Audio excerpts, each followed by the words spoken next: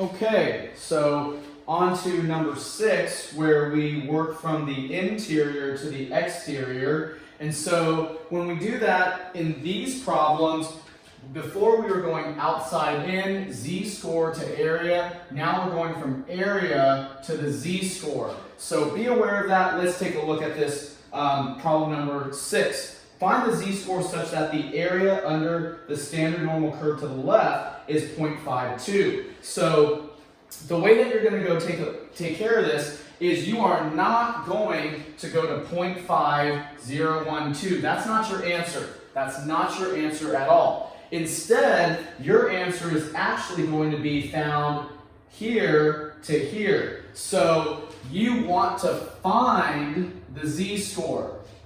You're going backwards. You're going to try to find what is this to get to here. We don't know that. In the previous problems, they gave that to us. Now, they don't give that to us. Instead, what they do is they tell us the area.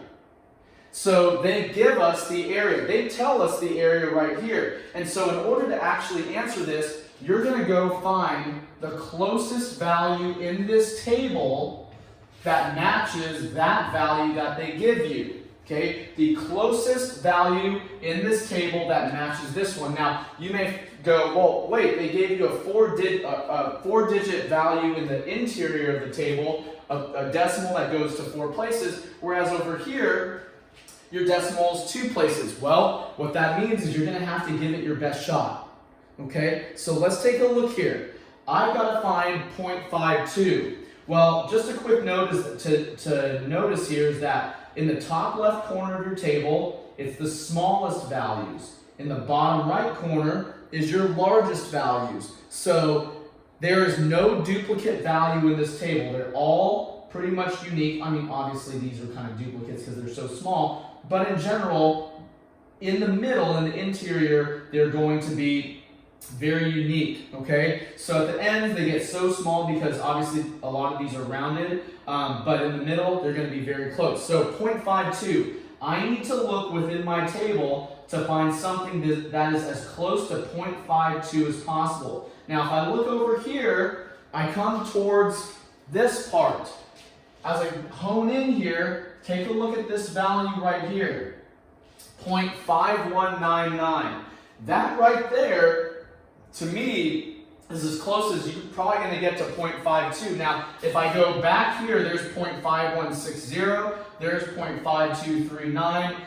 That's a little too small and a little too big, and as I move away from it, I really start to get far from the goal of getting 0.52. So remember, in problem 6 is where we kind of change directions and we start going in reverse and going from area to z-score. And they're going to give you a value, they're going to tell you a direction, left or right, and then you're going to need to work accordingly. So I found the area in the interior, because remember, all these numbers represent areas. This is area. We don't know z-score. So that 0.5199 is as close to that 0.52 as possible. Now, all I have to do is go find the z-score that corresponds to that area. Well, let's back up here. This is 0.0. And so we know that this is 0, 1, 2, 3, 4, and 5. So what does that tell us? That tells us that our z-score that will get us an area of 0.5199, which is as close to 0.52 as possible, is 0.05. And that is your answer. Okay? So be aware of that. That's how you're going to find it when you have to go the other direction, which is going to happen as we work through this section. Okay, let's go to the next one, problem number 7. Now in problem number 7, we're still finding the z-score, which means we're going in reverse from problems 1 through 5. And so, again, they give us an area. Now, what's different here? What's different is now we're going to the right, which of course, we learned that when you go to the right, you have to pay very close attention to do the 1 minus. So before you even get going, what you need to do is do 1 minus whatever area they give you. So 1 minus 0.32 should be what? 0.68, right? So for me, now that I've already done that because I understand that they're going to the right, right means I got to do 1 minus that. We did many problems dealing with that, so you should be semi-comfortable with it. And now, what's the value I need to go match up in my table? I need to go find the closest value in my table to 0.68. Let's go take a look here. So if I'm looking at my table, here's the 0.4s, the 0.5s, here's the 0.6s, here's the 0.7s, too much, too little. Somewhere, the closest value to 0.68 is going to lie somewhere there. Let's go find it. 0.6969, here's a 0.6808. Here we go. So that looks really, really close for me. 0.6808 looks pretty darn good. So this is too small, 0.6772. This is too big, 0.6844. That's too far up, too far down, just right about as good as it's going to get. So what does that correspond to? There's 0.4, and we know this is going to be 0, 1, 2, 3, 4, 5, 6, 7. So the z-score that will get me as close to an area of 0.68, in other words, 0.6808 to be more precise within our table of areas, is 0.47. Okay? And so there should be my answer. So it's tricky, but it's not too bad. You just work from the inside out, and remember that when you're dealing with area to the right, first subtract whatever they ask you to do from 1 because of the things we talked about before, and then go find the closest value in the interior of the table, and then work your way to the exterior to find the z-score that will get you there. Okay? Alright, there you go. Let's go on to problem number 8. So in problem number 8, we need to find the z-scores that answer this particular or fit this criteria. Okay, so this is kind of a 3-part problem. And in this 3-part problem, the first thing you're going to do is I'm going to kind of help you get going with a little formula that you're going to for sure need. And so part number 1 is to know you've got to go 1 minus whatever percent they give you and divide it by 2. That's going to get you started. That's kind of based on something that we're going to deal with later. But I'm just going to give this to you right now to help you get going. So here it is. Middle 41%.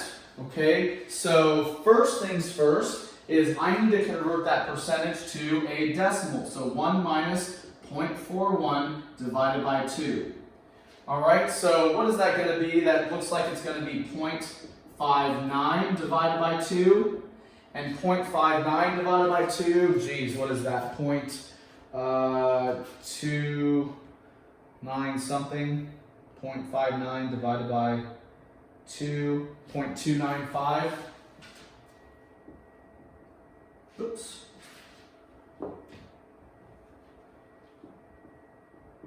Okay, so 0.295. This is a very, very important number because this number right here is going to be used to find our 2 answers to this problem. The 2 z-scores that are going to be your answer. So the first answer for your z-score is going to be the exact or the closest match to that on your table. Again, interior to exterior. You're going to use your skills from before to find the z-score that most closely will help you get to that area. So you're basically doing exactly what you did in problem number 6. So problem number 6, you literally took your value as it was, whatever area that they gave you, you found it in the interior of the table of areas, and then you worked out to find the z-score. So let's go do that one just like we did in problem number 6. So 0.295, where can we find 0.295 in here? Well, if I scroll up here, this looks like my 2's. So here's 0.3s, 0.27s, here's 0.29 somethings, and this is going to be a little bit tricky, but I think this is the closest I can get to it. So for me, 0.2946. 0.2946 is probably the closest I'm going to get to 0.295. And so that is the area in my table of areas in the interior of the table that most closely matches this area. Just like problem number 6 and 7, but more closely to 6, because all I have to do now is get the z-score that goes with it. So that would be 0, 1, 2, 3, 4. So this is going to be a negative 0.54. So this is a negative 0.54. That is one of my answers. Now that's not both of the answers, because the other answer would be to the right. So this arm of my answer is like problem 6. This arm of my answer is like problem number 7. So in order to do this arm, I have to first do 1 minus the 0.295 to get the area to the right. Area to the left, area to the right. Problem number 6, problem number 7 for 2 halves to this problem. So that's the very first thing I need to do. So 1 minus 0.295 is 0.705. So this is 0.705.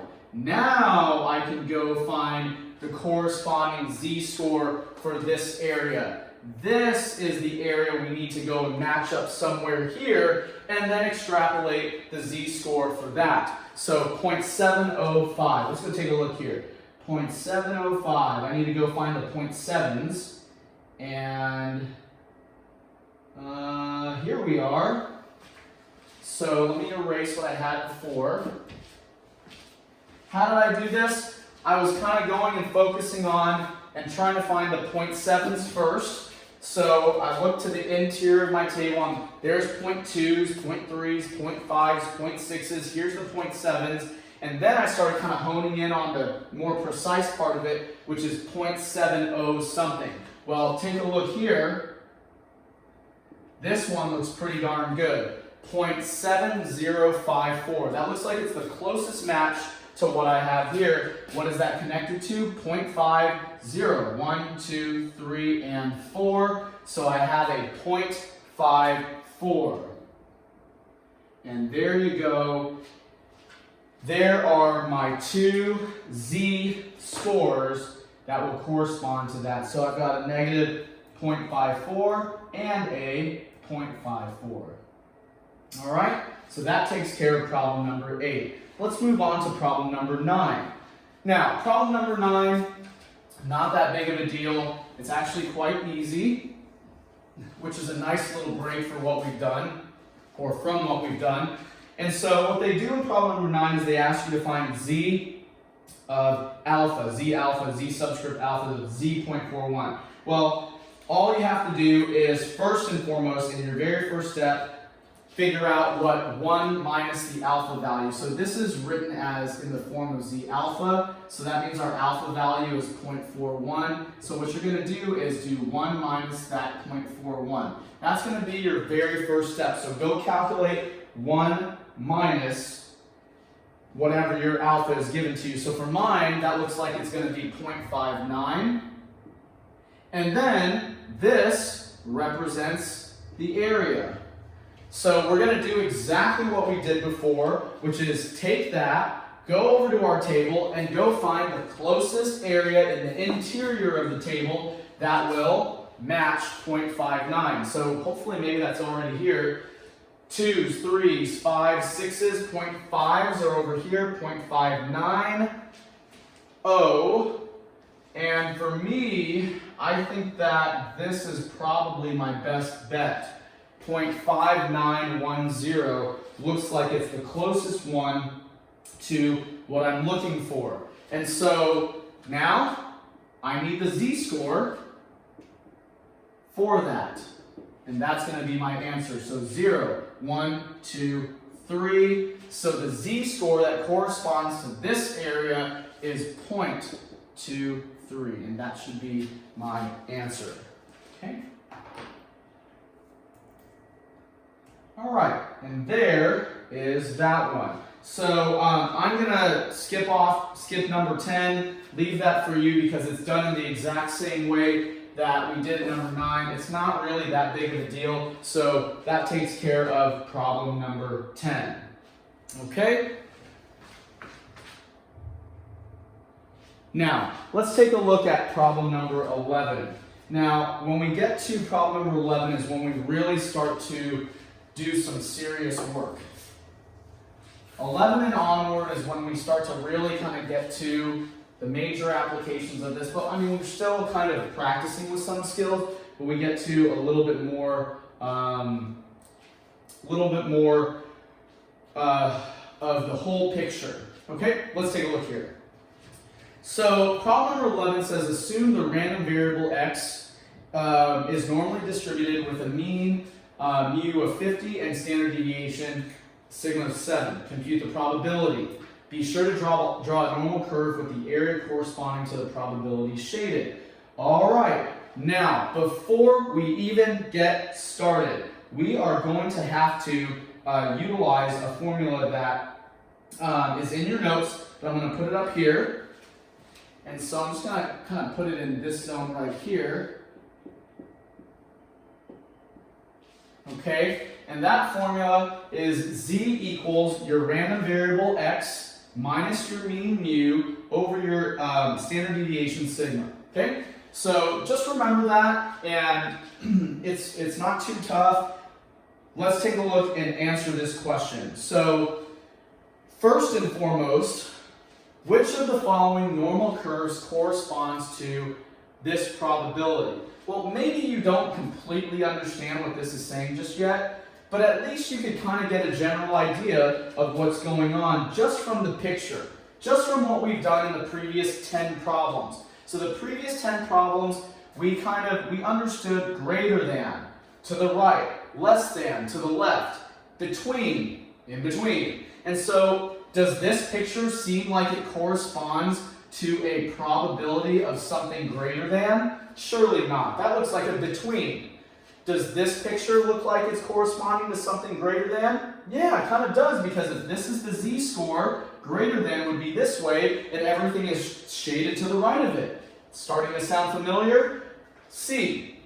Does this look like it corresponds to something greater than? No, because there's the z-score, and everything is being shaded to the left. That seems like it corresponds to something less than. So just based on the things that we learned before, B really seems like it is your best option.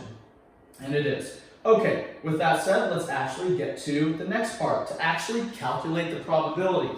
In order to calculate the probability here, what we need to do is first and foremost calculate the z-score for that. So let's go take a look at this, and I'm going to do the work right down here at the bottom. So the very first thing you need to do is to calculate the z-score, and I put the formula up here in the top corner. Kind of got covered up a little bit, the denominator, but not a big deal. I'll reiterate over here. X, what is my x value? Well, the x value is going to be your lowest value here. So it's going to be your 36. So I have 36 minus my mean. Well, my mean in my problem is 50.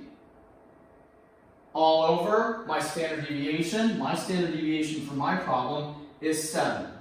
So there's my setup. 36 minus 50 over 7. And so that gives me what? A negative 14 over 7, which is a negative 2.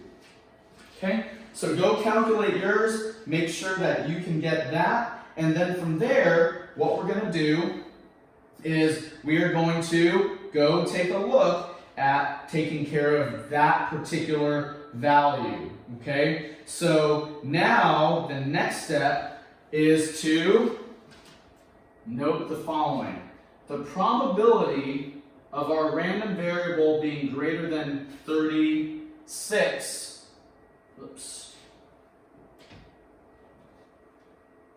is going to be the same as our probability of it being greater than negative 2.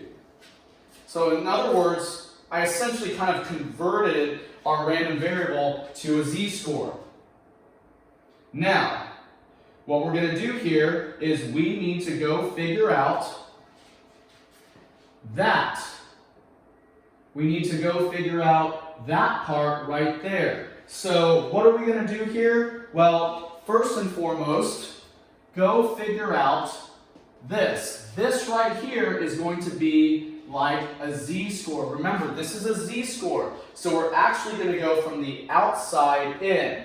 This is a z-score. It's not an area. So this is not an area like the previous problems. This is kind of getting you all the way back to problem numbers 1 through 5. So now, I do want to make a quick note here in that if for some reason, when you did your work here and it wasn't a perfect clean answer like mine, you want to round to the nearest 2 decimal places. Round to the nearest hundredths place, and that's the value you're going to use. So say, for example, let's say after your work, you got negative 2.14327. Something like that. It wasn't clean like mine. You would round it to negative 2.14, and that would be your value here, okay? Mine just happens to be perfect, which I'm actually a little bit disappointed in because it's a little bit deceiving for you compared to your problem, okay? So if you ended up with a long decimal rounded to 2 decimal places, why? Because those are going to help you figure out your z-score, okay? So mine happened to be a perfect answer, clean answer. Mine is actually negative 2.00. Yours could be something else. Round it to the nearest hundredths place, okay? And make sure that you note that, okay? I'm really disappointed that mine ended up being perfect, actually, or a clean answer. Just make sure yours, if for some reason you end up with more decimals, round to the nearest hundredths place and put that over here because that's your z value. What do I need to go find? Negative 2.00. Negative 2.00 in my chart. So, step 1, find the z-score associated with your random variable. In the event that it's a decimal, round to the nearest hundredths place. Then, step 2, set this up. Okay? What's my z-score? Mine is negative 2.0. Negative 2.0. So this right here is the z-score for mine. If, let's say yours was negative 2.14, negative 2.101234, that would be yours, or whatever yours happens to be. Just be aware of that. So mine is 0.0228. That's the z-score that corresponds to that's the area that corresponds to my z-score that I calculated based off the information they gave me in my problem. Okay? So now, let's talk about this. Is that my answer? No, it's not my answer because in my problem, they want the area to the right. If I submit this as my answer, what I'm really saying is the area to the left. This is where they start to really bring in everything you learned in the first 10 problems or so. So if my problem wants the area to the right because it's a greater than problem, then I need to do 1 minus whatever my area I obtained is. If yours happens to be less than, then you can take that answer because that would be this scenario, and you can take literally the area that you pulled because we remember that all the areas in here represent areas to the left. But since my problem is a greater than, that means I'm in area to the right, which means I've got to be 1 minus whatever that ended up being.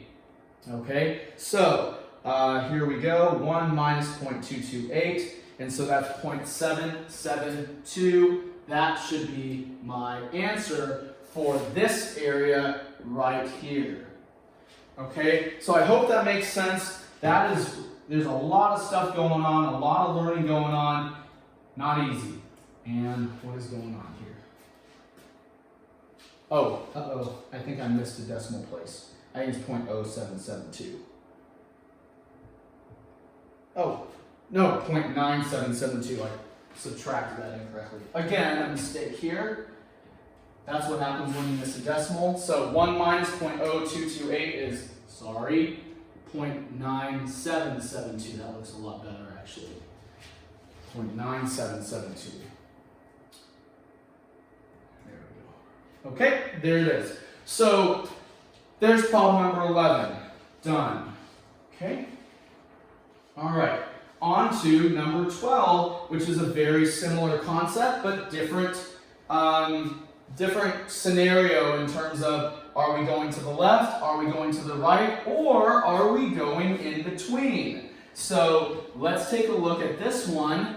Yours, again, might be different. You might be going to the left, you might be going to the right, and you have to use the appropriate rules and procedure for your area values.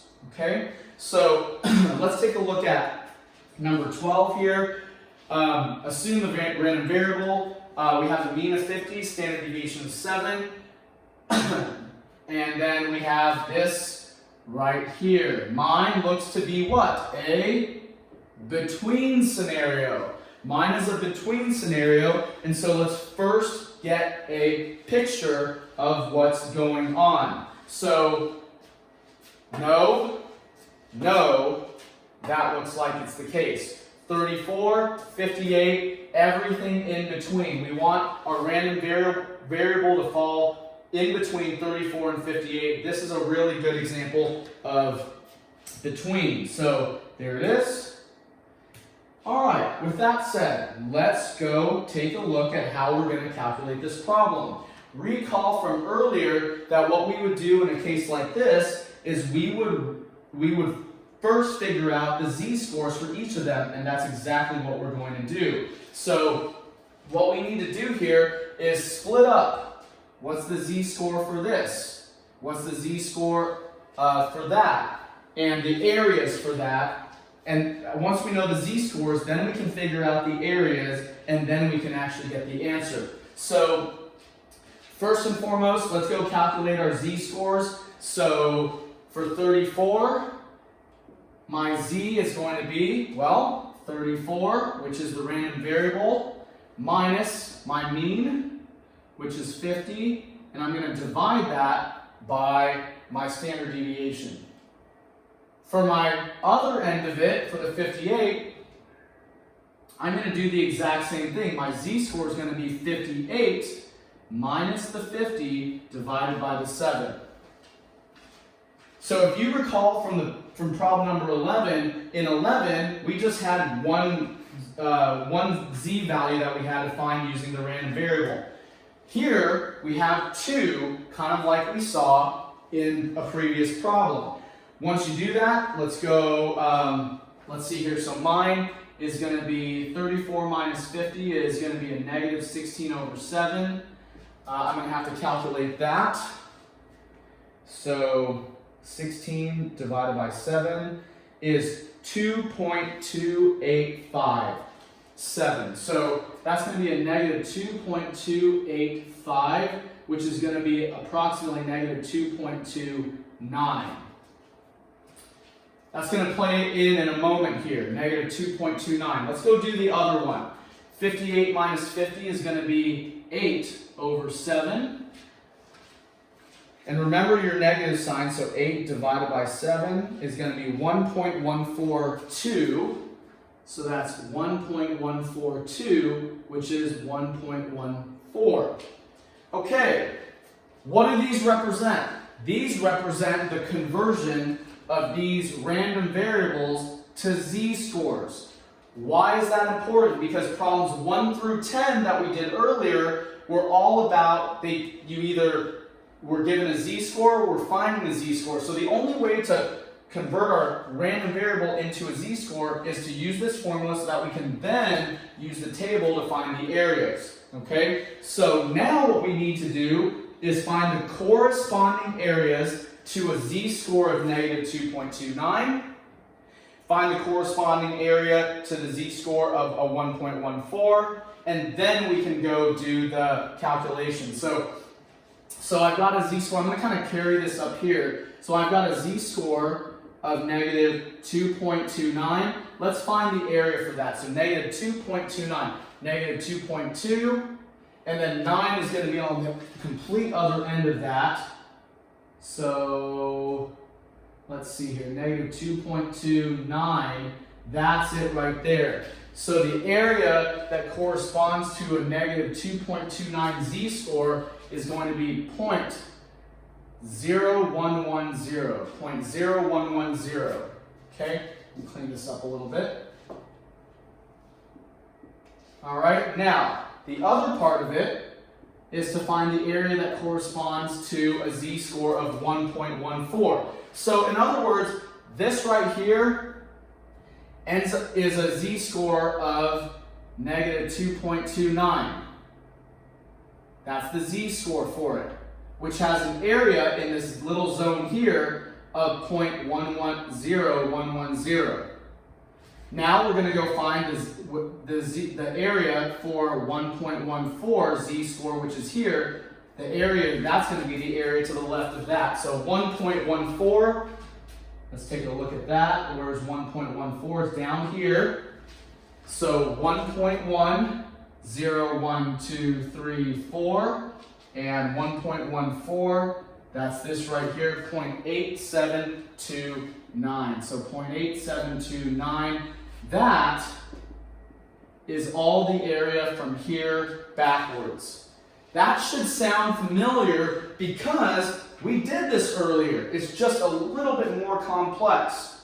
So from here back, that's the area. From here back, that's the area. We couldn't find any of that until we converted these random variables to z-scores. Converted to a z-score, converted to a z-score. Okay? Now, as we said earlier, if I want to know the area between, then I've got to subtract or find a difference between those two. So the difference between those two, if I subtract them, that is going to be the area between. And so let's go do that to find our area between. So 0.8729 minus 0.0110, and that is 0.8619. Okay? So 0.8619, not that I really have it right, there it is. It's a lot of work. Very tricky, a lot of stuff going on in that problem, not easy to do. Okay? Okay. Now, problem number 13. I'm going to leave this one up to you because it is actually very, very similar to what we did before. You don't have to overthink it. It is literally the same exact work. There's no need to panic with this less than or equal to. Just work it like the way we did before. You can clearly see that this is a problem where it is a between. Pay close attention to which one it is. So notice 57 to 69. Just be aware of that and choose accordingly. But it's identical to what we did before. Don't overthink it. Work it the same way as problem number 12. Okay? So there it is. Okay. On to problem number 14. So in problem number 14, we introduce another formula. So in order to complete this problem, 14, we have another formula that we're going to need to call upon, and that is this. Let's put it kind of up here. X equals, yes.